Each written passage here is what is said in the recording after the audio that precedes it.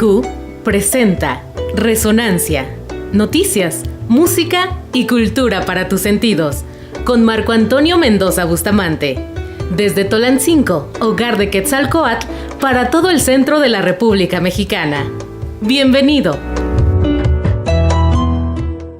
Amigas y amigos, ya estamos de regreso a través de la NQ en Resonancia. El día de hoy estamos de manteles largos. Por una parte, festejando el centenario del tulancinguense más universal de todos los tiempos, el Santo, el Enmascarado de Plata. Y por otro lado, hoy estamos de manteles largos porque recibimos en los micrófonos de la NQ, para nuestros amigos de todo el centro de la República Mexicana, al Hijo del Santo. ¿Cómo estás? Bienvenido. Al contrario, muy contento de que nos visiten. Muchas gracias, Marco, a tus órdenes, y feliz de estar pues celebrando este centenario del santo. Muchas gracias, nos da gusto recibirte en Resonancia y agradecerte. Platícanos, por favor, ¿dónde y en qué entorno creces? Bueno, yo nací en la Ciudad de México, en un hospital que está aquí en la colonia Roma, el Hospital Santa Elena. Ahí nací y bueno, mis primeros años de vida fueron en una colonia que está en el sur de la ciudad que se llama Colonia Country Club, Churubusco, muy cerca de los estudios Churubusco. Entonces, pues era una colonia muy bonita, pequeñita, pero pues muy bonita, de un ambiente muy seguro. ¿Cómo se añoran esos tiempos, verdad? Donde sí, salías a la calle y no te pasaba nada. Era muy bonito ese tiempo. Ahí estuve hasta aproximadamente 5 años. Y después, como ya en esa colonia era un secreto a voces de que el santo vivía en el número 76 de la calle de béisbol, pues mi padre ya no estaba a gusto. Y tuvo la oportunidad de comprar una granja un poco, ahora ya está dentro de la ciudad, pero en ese tiempo era fuera de la ciudad, era campo, y nos fuimos ahí. Yo llegué ahí a los 5 años y fue un cambio radical, porque de tener amiguitos, vecinos, pues estaba rodeado de milpas y de alfalfares y de vacas, pero lo disfruté mucho. Sí, como niño siempre crecer en la provincia te da otra dimensión absolutamente distinta de la vida que crecer en la ciudad. Sí, de verdad, porque conocí otras cosas, aprendí, pues incluso muchos trabajos que nunca me imaginé. Me enseñaron a ordeñar vacas, me enseñaron a ensuciarme con todo lo que hay en un establo. Mis diversiones ahora eran en bicicleta, pero en el lodo, porque eran veredas de tierra y cuando llovía pues se llenaba todo de lodo. Entonces lo disfruté mucho. De verdad sí tengo muy bonitos recuerdos. Y platícame, por favor, ¿cómo decides seguir el camino de tu padre? Imagino que tiene que ver con que creciste admirándolo y viendo cómo era un personaje, una luminaria a nivel internacional. Pues como todos los niños, seguramente todos jugamos o fútbol o luchas, y cerca de esta casa que te platico había un mercado, y en este mercado pues no podían faltar las figuras del santo, las figuritas de plástico. Entonces yo compraba mis muñequitos, compraba carritos, costaban $1. Y de alguna manera, de mis personajes favoritos, pues yo veía en la televisión a Tarzán, a través de las historietas y de los muñequitos al santo, veía caricaturas del Hombre Araña, de Batman, y eran mis juegos, eran mis héroes, y el santo estaba dentro de este grupo. Y de pronto pues descubrí que el santo también era mi papá, entonces se multiplicó esta admiración hacia él. Y yo pienso que desde los 10 años ya tenía yo muy claro, no sé si muy claro, pero el sueño ya estaba en mi mente de convertirme en luchador profesional. ¿No siempre supiste que eras hijo del Enmascarado de Plata? No sabía, porque imagínate, era un secreto tan hermético que ni en casa te decían. Me decía mi mamá, cuando te pregunten en la escuela ¿a qué se dedica tu papá? Tú di que es agente viajero. Ajá. Y no entres en detalles. Y como yo siempre lo veía que salía con una maleta y con equipaje, pues decía, pues se va de viaje, entonces un agente viajero. Entonces yo lo decía con una naturalidad, pues me creían, no me preguntaban más. Y después, ya más grande, ya entendí que mi papá era el santo y que era el mismo santo que veía en las películas, que veía en las historietas. Y empecé a acompañarlo a las funciones de lucha libre. Antes, aquí en la Ciudad de México no dejaban entrar niños, pero en provincia no había problema, entonces lo acompañaba a algunos lugares no lejanos a la Ciudad de México, o en arenas de la periferia, que sí podía entrar, y pues me gustaba mucho ver las funciones de lucha, disfrutarlas, escuchar a la gente, ver a los luchadores, ver sus atuendos, los nombres, todo me llamaba la atención. ¿Y qué te decía tu padre cuando le decías que también quería ser luchador? Bueno, no se lo decía yo, lo tenía yo en la mente, pero no me atrevía a decirle que quería ser luchador. Hasta que cumplí, yo creo que los 15 años, le pedí que me llevara a entrenar lucha libre. Porque yo era un niño muy deportista, siempre me gustó el judo, el karate, siempre los deportes de contacto. Pero no me atrevía a decirle que quería entrenar lucha. Y un día, no sé, tuve el valor de decirle, papá, quiero entrenar lucha, ¿qué me recomiendas? Y me dijo me dijo, yo te recomiendo que aprendas en la Arena México con Rafael Salamanca, que era un luchador que ya falleció lamentablemente, que era un gran maestro, y él mismo me llevó. Pero con la condición, le dijo a Salamanca, le dijo, no quiero que le enseñes más que lucha olímpica y lucha intercolegial, no quiero que sepa más, no quiero que aprenda lo que es lucha libre, ni llaves, Y bueno, el profesor Salamanca me traía cortito, porque no nada más era subir al ring, yo pensé que era luchar, ¿no? Es una gran disciplina. Subir y bajar escaleras de las gradas de la Arena México, constantemente 3 o 4 vueltas. Terminaba yo, la primera vez recuerdo que llegué a casa y me dio calentura, literalmente, me sentía totalmente destruido, pero regresé, o sea, me gustó y empecé a tenerle... ya le tenía cariño a la lucha libre como deporte, porque mi padre era luchador, pero el hecho de entrenar de alguna manera me hizo un acercamiento más profundo con la lucha libre, para respetar a los luchadores por la disciplina, el hecho de subir a un ring y dar un espectáculo donde te lastimas, y poco a poco empecé a ir aprendiendo. Me vieron buenas aptitudes. El profesor Salamanca me decía, vas muy bien, y luego ya me enseñaba a hacer algunos movimientos de brincos y cosas. Me decía, no le digas a tu papá, pero te voy a enseñar esto. Y aprendí hasta que decidí debutar como luchador profesional. Platícanos acerca de tu debut. ¿En qué año y cómo llega este punto tan importante en tu vida? Bueno, resulta que mi padre claramente me dijo, no quiero que seas luchador, quiero que termines tu carrera universitaria.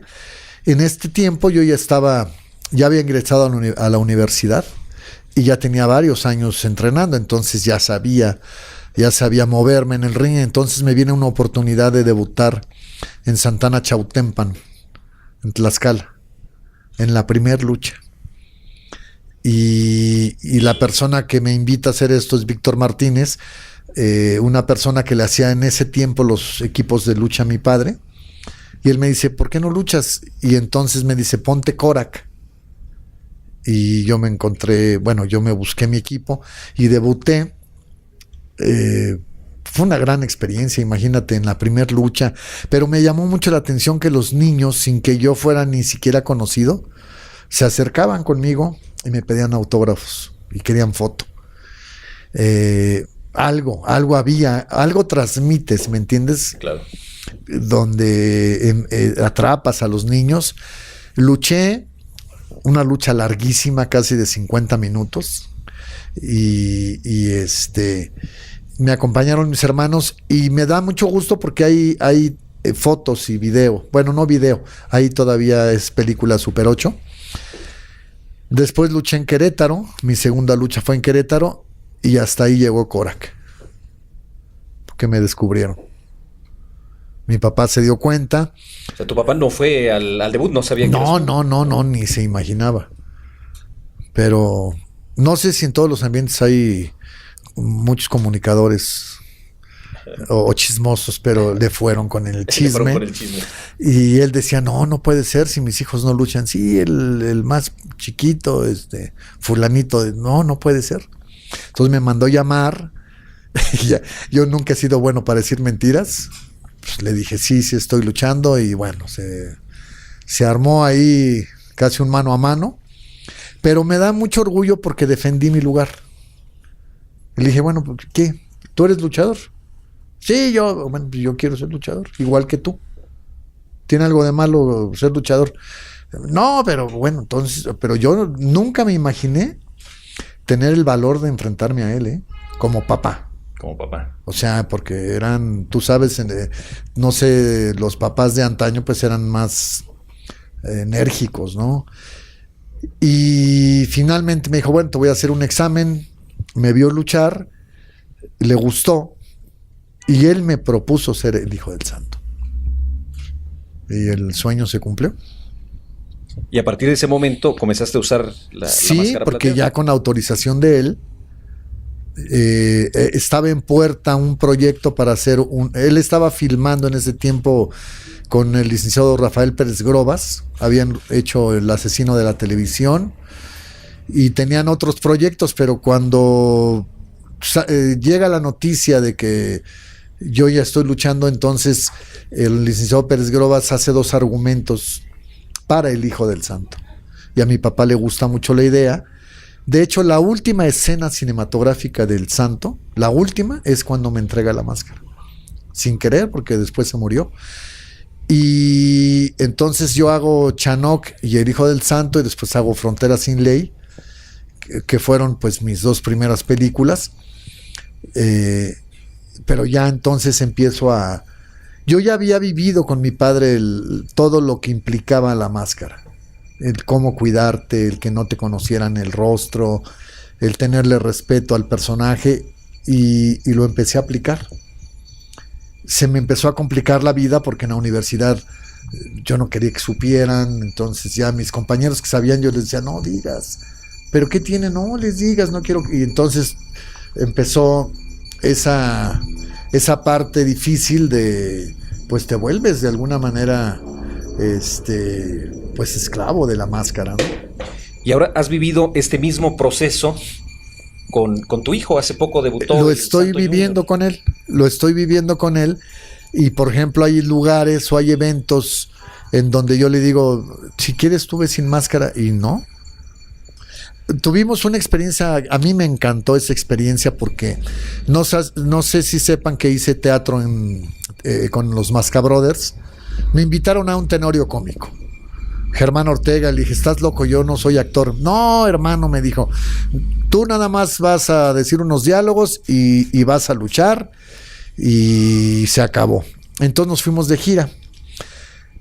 Nos fuimos por Veracruz, por allá, por varias ciudades, pero en ese momento yo andaba con lo de la lesión. Entonces Germán Ortega me dijo, ¿tu hijo puede luchar? Le dije, sí. Y me dijo, ¿por qué no? Cuando te toca luchar a ti, él te dice, papá, tú no, yo voy a luchar por ti. Y total, nos fuimos de gira. Pero nos fuimos todos los actores, nos fuimos con todos los comediantes y con los actores en un autobús a la gira. Y yo, pues, obviamente permanecí todo el tiempo con la máscara. Y en el autobús yo le decía a mi hijo, ya quítatela, ¿no? Pero hijo, no te conocen, no importa, ¿no? Y toda la gira se la con máscara a él. Y eso me gustó porque ahí me di cuenta que él le tenía el mismo respeto.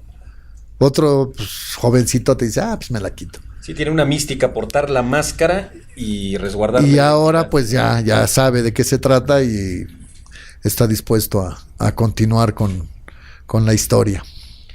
Muy bien, pues una historia muy interesante y sobre todo la importancia que tiene el hecho de que un legado tan importante como el que dejó el santo, al ser ya parte del imaginario colectivo, sobreviva a lo largo de los años y que ahora a través de tu hijo pues tengas la seguridad de que va a haber quien siga con este legado. Platícanos por favor acerca de tu padre, cómo era como padre, que fue digamos la manera en cómo tú lo conociste.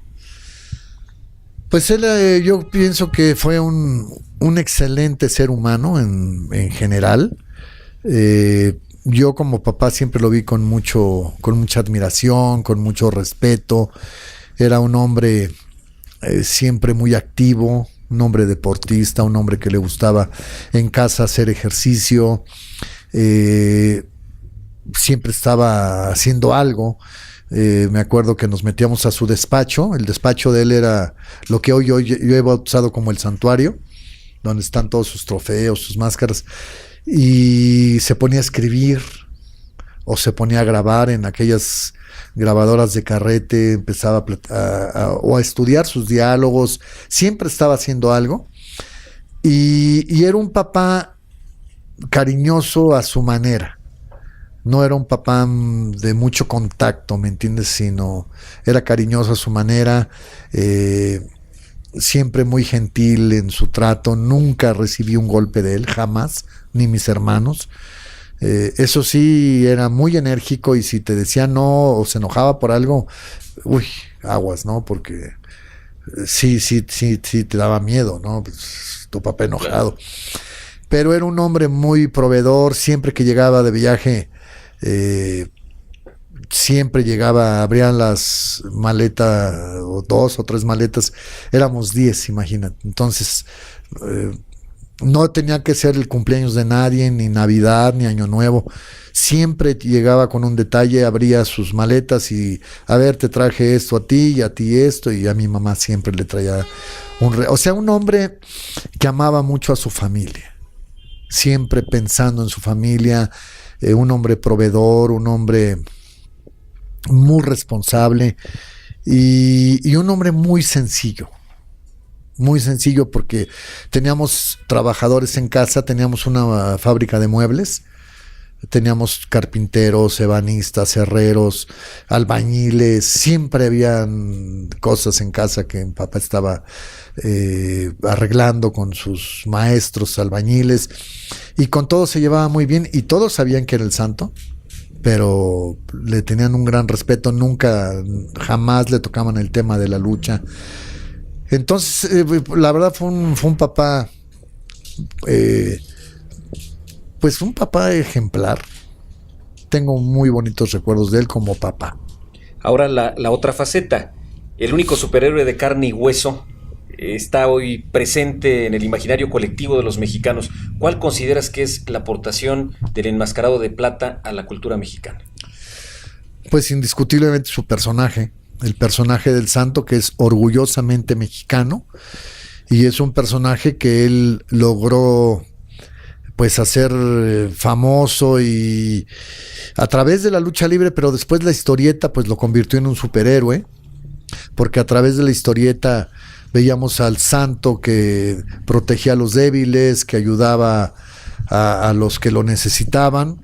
Después en el cine sigue siendo esta figura heroica de alguna manera, y pues el santo se convierte en un superhéroe mexicano de carne y hueso, cuya máscara, bueno, pues es conocida no sé si en todo el mundo, pero bueno, tú ves la máscara del santo en París, o la ves en Londres, o la ves en Japón, y te dice México. Sí, sin duda es un embajador de la cultura mexicana en el extranjero, fue un ícono que logró penetrar incluso a otras culturas y lograr posicionarse. Y hoy día pues celebramos que ese legado no se termine. A 100 años de su natalicio, ¿tú cómo recuerdas que tu padre recordaba a Tulancingo, su tierra? Yo creo que él estaba muy orgulloso de Tulancingo porque jamás negó haber nacido en Tulancingo cuando pudo haber hecho su... Tú sabes que siendo un personaje público puedes crear una historia y claro. Yo nací en la Ciudad de México y él jamás dejó de mencionar con mucho orgullo Tulancingo porque fueron sus primeros años de vida en este lugar. Tenía bonitos recuerdos de Tulancingo y pues ahí estaba toda su familia, estaban sus abuelos, sus papás, los hermanos, y hasta el último día que hizo alguna entrevista, siempre lo mencionó con mucho orgullo. Hay un texto donde el santo que él escribió y habla sobre la paternidad y describe el lugar que lo vio nacer. Y me llamó mucho la atención porque hace un rato cuando empezábamos la entrevista y tú describías esa granja donde pasaste los años de la infancia, la describías de una manera similar. Eso quiere decir que la tierra donde uno crece, donde uno nace, te marca y de alguna manera te acompaña durante toda tu vida. Puede haber momentos buenos, momentos con claroscuros, pero sin duda está presente en la formación de una persona. Y el hecho de lo que acabas de mencionar, que él nunca negara la tierra que lo vio nacer, implica también los valores que él tenía como ser humano y que además pues nos queda claro que te inculcó. ¿Cuáles fueron estos valores que tú recibiste de tu padre, que creo que es la mayor herencia como ser humano? Pues en este caso yo diría de mis padres, porque tuve la fortuna de tener una mamá maravillosa que lo acompañó toda su vida, la mayor parte de su vida, de su carrera, cuando todavía no era el santo. Eran gente pues muy humilde. Mi papá luchaba como Rudy Guzmán y de pronto se cambiaba el nombre para ver si pegaba el hombre rojo y había pues pobreza, había pues muchas necesidades y mi mamá siempre estuvo con él. Cuando se convierte en el santo y le empieza a ir muy bien, pues mi papá empieza a llenar a mi madre de comodidades porque pues afortunadamente ya había la manera. Entonces los dos fueron personas que vinieron de extractos humildes, gente buena, y ambos a mí me inculcaron pues yo creo que de los valores más importantes fue el respeto hacia los semejantes, a la gente mayor. Siempre a la gente mayor hablarles de usted, darles su lugar, escucharlos, ser honesto.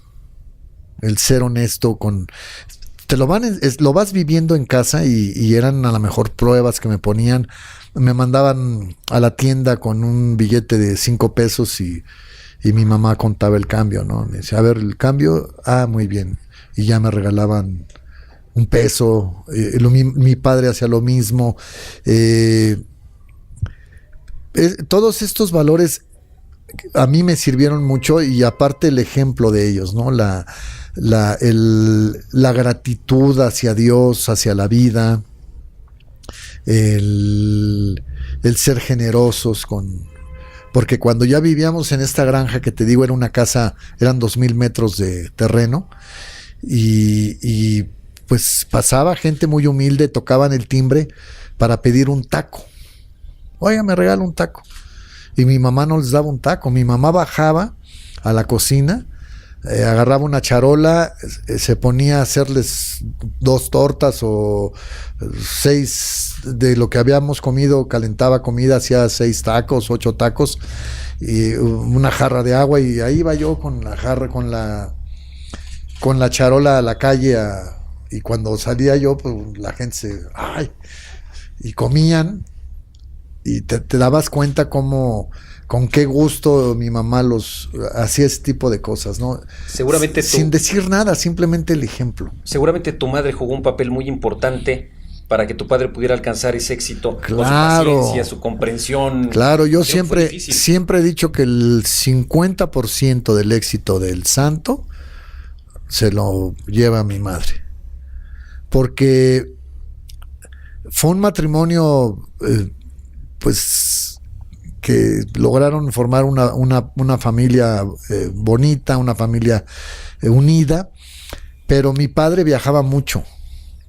De pronto, pues mi madre tenía que hacerse cargo de los hijos, de las cosas del hogar, y aparte, pues no era fácil quizás para mi mamá verlo abrazado de Lorena Velázquez o de claro. Sasha Montenegro.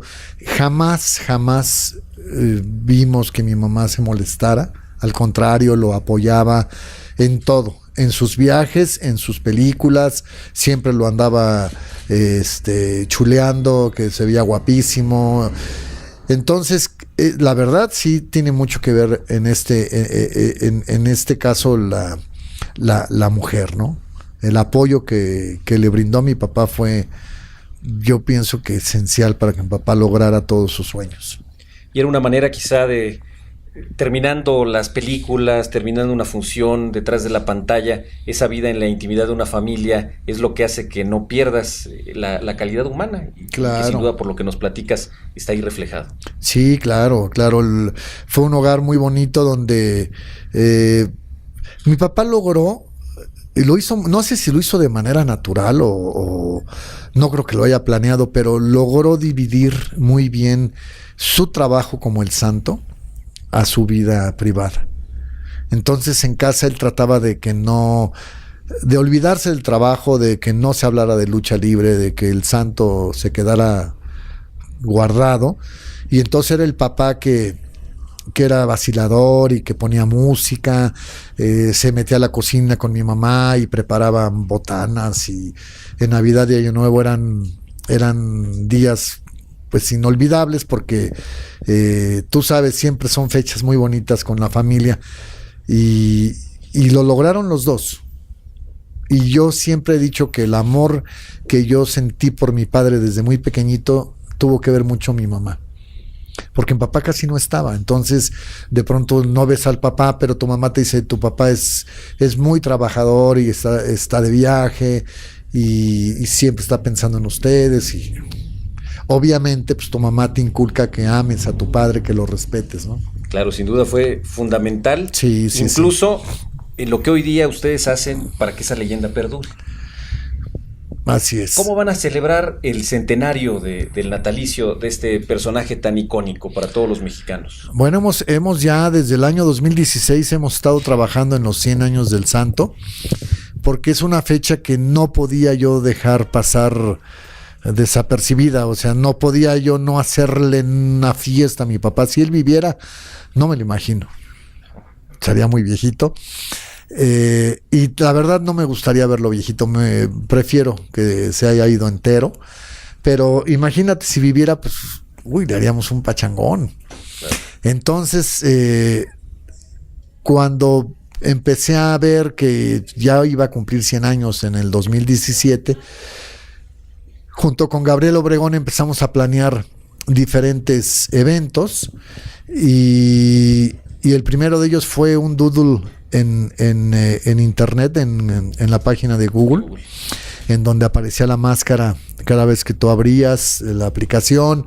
Después, con el gobierno de la Ciudad de México, lanzamos el boleto conmemorativo del metro, que fue un éxito. Nadie lo usó, porque me los traen aquí en tiras larguísimas para que se los firme, lo guardan de recuerdo.